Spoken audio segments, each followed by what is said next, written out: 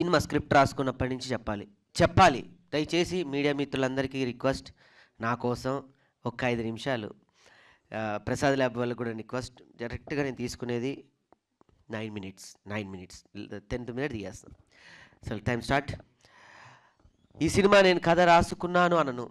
ఒక సినిమా నేను చేయాలి అనుకున్నప్పుడు ఒక స్నేహితుడి దగ్గరికి వెళ్ళి డిస్కషన్ చేస్తే తను ఇచ్చిన ఒక ఆలోచన, తను ఇంకో రకంగా మాట్లాడితే జరిగిన బాధ, అవమానం, దాని తర్వాత ఎట్టి పరిస్థితుల్లో ఈ సినిమా చేసి ఈ స్థాయి నుండి, ఈ స్టేజ్ నుంచి నేను నీతోనే మాట్లాడుతున్నా. నువ్వు ఉంటే ఈ స్టేజ్లో నాతో పాటు ఉండేవాడివి, నువ్వు లేవు. But I'm thanks.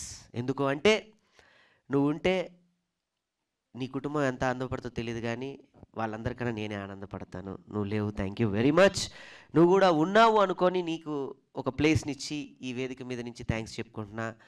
ఒక రాయి ఇసిరి కొడితేనే, దెబ్బ తగిలితేనే, మళ్ళీ తిరిగి వస్తేనే ఒక చిన్న మరక ఏర్పడుతుంది. ఆ చూసే విధానంలో ఒకడిని చూపిస్తే పెయింట్ అంటాడు, ఒకడు చూపిస్తే మరక అంటాడు, ఇంకొకడు చూపిస్తే అబ్బా ఏం గట్టిగా ఇసిరి కొట్టాడు రా దాంతో అంత తగిలిందంటారు. అంత బలంగా నువ్వు నాకు మాట్లాడబట్టే అంత కసిగా పెరిగి నేను ఈరోజు ఈ స్టేజ్ మీద ఉన్నాను. Thank you very much. ఆ తర్వాత ఈ స్క్రిప్ట్ పట్టుకొని నేను తిరగని చోటు లేదు, వెళ్ళని చోటు లేదు. వెళ్తే రాజకీయ కథ అన్నారు, వెళ్తే నువ్వు హీరో ఏంటి అన్నారు. దానికన్నా ముందు ఇంకో కొంతమంది హీరోలకు చెప్పాను, దగ్గరికి కూడా రానిలేదు, అది వేరే విషయం. నా దైవ సమానమైన నా అన్న, నా వదిన రాఘవన్న, పుష్ప వదిన, వాళ్ళు లేకపోతే ఈ సినిమా లేదు, నేను ఇక్కడ ఉండి ఇంతమందిని సంపాదించుకునేవాని కాదు. నిజంగా చెప్తున్నాను. ఒక కుటుంబానికి ఒక పెద్ద ఉంటేనే అదంతా ఒక కుటుంబం ఒక నావలో ప్రయాణం చేస్తుంటుంది. నాకు నా పెద్ద, నా ఎమోషన్ నా అన్న రాఘవన్న.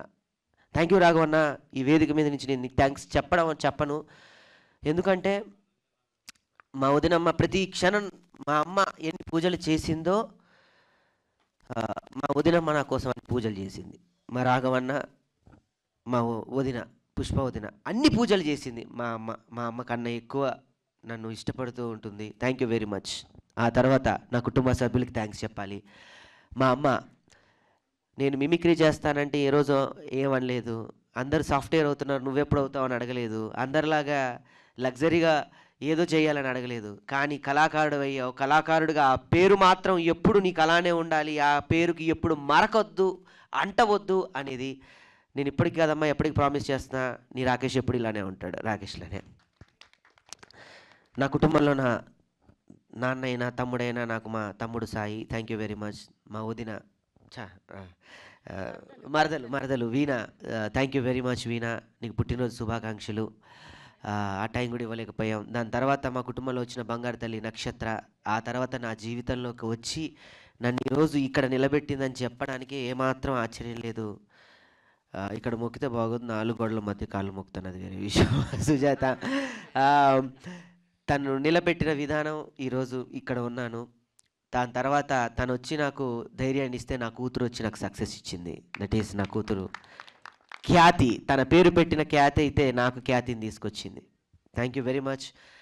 ఇంకా టెక్నీషియన్స్ చెప్పాలి. మా శేఖర్ అన్న, వంశీ అన్నకి పాదాభివందనాలు. యువి మీడియా వాళ్ళకి thank you very much. Venkatanna and hashtag media నన్ను ఎప్పుడు వెన్నంటి పెట్టుకొని మా మనోజ్ అన్న, హ్యాష్ట్యాగ్ మీడియా వారికి ఎంత థ్యాంక్స్ చెప్పినా, ఎందుకంటే మనం ఇక్కడ ఎంత చేస్తున్నా కూడా ప్రపంచానికి తెలియాలి, ప్రపంచాన్ని దగ్గరికి తీసుకెళ్ళాలి. సో మనోజ్ అన్న, హ్యాష్ట్యాగ్ మీడియా మనోజ్ అన్నకి అండ్ యువి మీడియా వెంకటన్నకి థ్యాంక్ యూ వెరీ మచ్. నాకు ఇంత చక్కటి డిజైన్స్ ఇచ్చినటువంటి సుధీర్ అన్న, నేను పడుకొని ఇవ్వకుండా ఎన్నోసార్లు ఇబ్బంది పెట్టా. సుధీర్ అన్న థ్యాంక్ యూ వెరీ మచ్. ఇంత అద్భుతంగా మమ్మల్ని పోర్ట్రేట్ చేసావు, ఇంత గొప్పగా నాకు కల్ట్ ఇచ్చావు, నాకు ఏ మట్టి కల్ట్ కావాలో అది ఇచ్చావు. Thank you very much. So ఇంకొక టెక్నీషియన్ గురించి చెప్పాలి. ఎప్పుడు అతను టెక్నీషియన్ అనాలా, అన్న అనాలా, ఏమనాలో కూడా తెలీదు, దేవుడు అంట నాకైతే. మచ్చరన్ అన్న థ్యాంక్ యూ వెరీ మచ్ అన్న, తప్పదు భరించాలి. ఇకపోతే ఈ సినిమా అందరూ నాది అంటున్నా, నాది కానే కాదు. ఈ పదానికి దీనికి ఒక పేరు హ్యూమరాజులుగా జాయిన్ చేసుకుంటే మీకు శక్తి వస్తుంది, బలం వస్తుంది అన్నట్టుగా కొన్ని నేను నాకు పాజిటివ్గా అనిపించినప్పుడు కూర్చున్నప్పుడు నన్ను ఈ స్థాయిలో నిలబెట్టి ఈ అందరి ముందు నన్ను తలెత్తుకునేలా చేసిన వ్యక్తి గరుడవేగ అంజన్న. అందుకే గరుడవేగ మేకింగ్స్ అని పెట్టుకున్నాను. ఆ మేకింగ్సే నన్ను ఈరోజు కింగ్ చేసి ఇక్కడ నిలబెట్టింది. థ్యాంక్ యూ వెరీ మచ్ అన్న. నీకు నేను థ్యాంక్స్ చెప్పను, ఎందుకంటే థ్యాంక్స్ అంటే ఒక దాంతో పోయేది. నెక్స్ట్ మన సినిమా ఉంది. ఓహ్! సారీ చెప్పకూడదు కదా! అది వేరే సందర్భంలో చెప్తాను. ఇక్కడితో అయ్యేది కాదు. త్వరలో ఈ నెలలోనే ఇంకో సినిమా నెక్స్ట్ వెంటనే ప్రకటిస్తున్నాను. మీ మీడియా మిత్రుల సహాయ సహకారాలతో. మా వదినమ్మ పార్వతమ్మకి థ్యాంక్స్.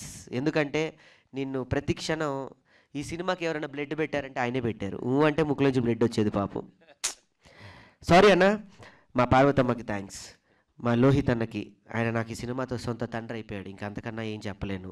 మై మధు అన్న, ఈ సినిమాతో నాకు ఒక గట్టి వాదన లాంటి ఒక బలమైన ఇది దొరికింది. నా స్నేహితులు, నా బైరన్న కానీ, మిత్రులు, మా అమ్మగా చేసిన కీర్తిలత గారు కానివ్వండి, అసలు వాళ్ళకి నేను ఏమి ఇవ్వాలి, ఏమి ఇవ్వగలను అనేది కూడా నేను చెప్పలేను. డబ్బులు ఇస్తే ఆ క్షణం అయిపోతుంది. ప్రేమ ఇస్తే దాన్ని ఎంతవరకు తీసుకెళ్తామో తెలియదు, కానీ రుణపడి ఉంటాను మాత్రం నేను డెఫినెట్గా చెప్పగలను. అమ్మ మీకు కూడా thank you very much. And Venkatanna, and నీకు చందన్న, మా వీరబాబుకి అన్న, చిరంజన్ గారు. త్వరలో ఈ సినిమా ఇక్కడితో అయిపోవట్లేదని ఒక బాధ. ఒక సినిమాతో ప్రయాణం స్టార్ట్ చేస్తే ఇది సక్సెస్ మీట్ కాదు. ఈ సినిమాకి నాకు ఒక బంధం దూరం అవుతుంది అని ఒక చిన్న బాధ. ఒక బిడ్డని పెంచి పోషించి ఇది బయటికి వెళ్తుంది రేపు ఆహా ద్వారా ప్రపంచవ్యాప్తంగా. దీంతో నేను 2 సంవత్సరాలు జర్నీ చేశా ఈ సినిమాతో. పడుకున్న ఈ సినిమానే, లేస్తే ఈ సినిమానే, మంచినీళ్ళు తాగినా, తిన్నా, పడుకున్న ఈ సినిమా తప్ప నాకు ఇంకేమీ లేదు.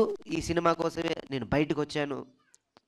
ఒక అద్భుతమైన కోడిలాగా నన్ను పిల్లలు ఎలా పోషిస్తారో అలా మా జబర్దస్త్ మమ్మల్ని పోషిస్తూ ఉంటుంది. దాని నుంచి వచ్చాం, ఒక వలయం నుంచి. ఏమైపోతామో తెలీదు. రేపటితో ఈ సినిమా, నా పెన్ను పేపరు